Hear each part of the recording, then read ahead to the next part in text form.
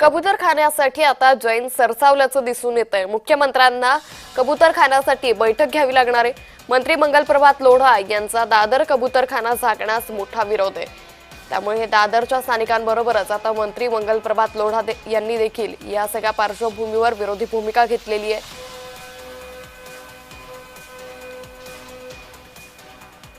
कमिशनने पत्र लिहिलं आहे की जिथे जिथे ओपन स्पेस आहे, इथे नॅशनल पार्क आहे, आरे कॉलनी आहे, रेस कोर्स आहे, सर्व ठिकाणी प्रत्येक वार्डामध्ये एक किंवा प्रत्येक ऍडमिनिस्ट्रेटिव्ह वार्डामध्ये कमीत कमी एक असा ओपन स्पेस विकसित करावा।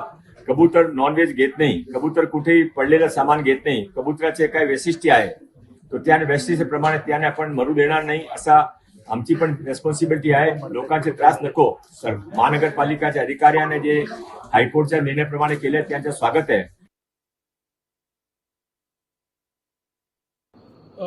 नांदणीचा विषय आणि कबूतरखान्याचा विषय या दोन्ही विषयांवर मी उद्या बैठक बोलवलेली आहे।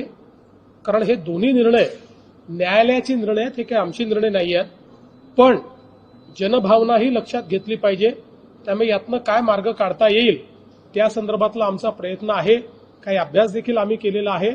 उद्या काही प्रमुख लोकांची आम्ही चर्चा करणार आहोत आणि या दोन्ही विषयांवर कशा प्रकारे मार्ग काढता येईल आमचा प्रयत्न आहे।